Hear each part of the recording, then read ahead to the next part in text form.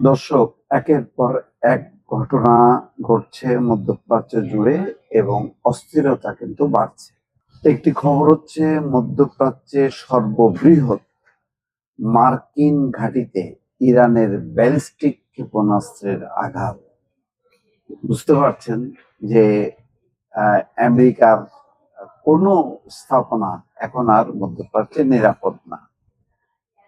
দ্বিতীয় আরেকটি খবর হচ্ছে পরিস্থিতি যখন ট্রাম্পের উপর চাপ পড়ছে, যত আক্রমণ বাড়ছে, ততই একটা অস্থিরতা শুরু হয়েছে ট্রাম্পের। ব্রিটিশ প্রধানমন্ত্রীকে ট্রাম্পের তিরস্কার, সম্পর্ক আগের মতো নেই।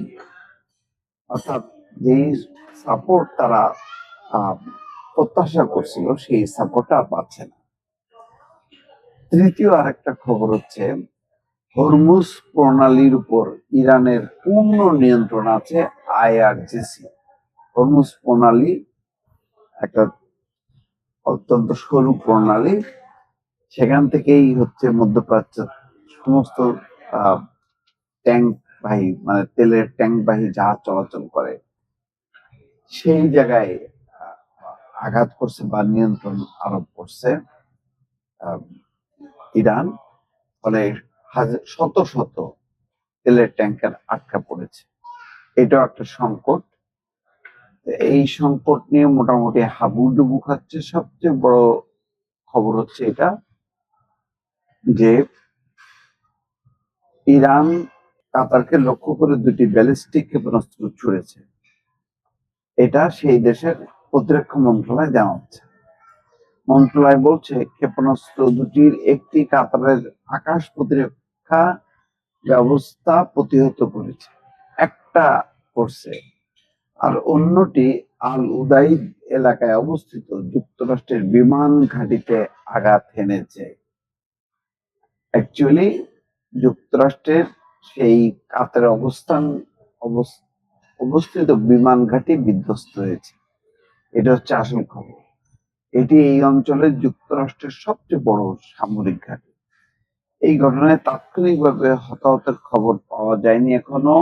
পাওয়া গেলেও হয়তো পশ্চিমারা এটা চেপে রাখবে। তো যখন আমেরিকার উপর হামলা বাড়ছে, তখন ট্রাম্পের অবস্থা খুবই করুণ, কারণ মিত্রদের কাছ থেকে সহায়তা পাচ্ছে না। ইসরায়েলের সঙ্গে যৌথভাবে ইরানে বিমান হামলায় সহায়তা করতে যুক্তরাজ্য অস্বীকৃতি জানানোয় দেশটির প্রধানমন্ত্রী কিয়ার স্টারমারকে তিরস্কার করেছেন যুক্তরাষ্ট্রের প্রেসিডেন্ট ডোনাল্ড ট্রাম্প। তিনি বলেন, দুই দেশের সম্পর্ক এখন আগের মতো নেই। এর আগে ইরানের ট্রাম্পের পদক্ষেপের কড়া সমালোচনা করে স্টারমার বলেছিলেন যে আকাশ থেকে হামলা চালিয়ে কোনো দেশের শাসন ব্যবস্থা পরিবর্তন করায় যুক্তরাজ্য বিশ্বাসী নয়। এছাড়া বিমান হামলা চালানোর জন্য প্রথমে যুক্তরাজ্যের ঘাঁটি ব্যবহার করার অনুমতি না দেওয়ার বিষয়েও নিজের অবস্থানের পক্ষে সাফাই গান তিনি। তবে স্টারমার বলেছেন, ইরান ইসরায়েল যুদ্ধের জেরে উপসাগরীয় অঞ্চল এবং মধ্যপ্রাচ্যের মিত্র দেশ এবং সেখানে অবস্থানরত নিজেদের বাহিনীর সুরক্ষায় যুক্তরাজ্যের ঘাঁটি ব্যবহারের অনুমতি দেবে যুক্তরাজ্য। তার মানে এই যে হামলা করছে মার্কিন যুক্তরাষ্ট্র ইরানে, এতে আসলে শুধু যুক্তরাজ্য না, ইউরোপের কোনো দেশেরই মানে সাপোর্ট নেই। অলরেডি কানাডা বলছে যে এটা নিন্দনীয় ঘটনা। স্পেন বলছে যেন আমরা এই ঘাঁটি ব্যবহার করতে দেব না, ফলে স্পেনের সাথে বাণিজ্যিক সম্পর্ক স্থগিত করছে। পুরো এই হামলায় অ্যাকচুয়ালি ট্রাম্প একাই লড়ছে, তার সাথে ওই অর্থে কোনো মিত্র শক্তি নেই। এটাই হচ্ছে বাস্তবতা।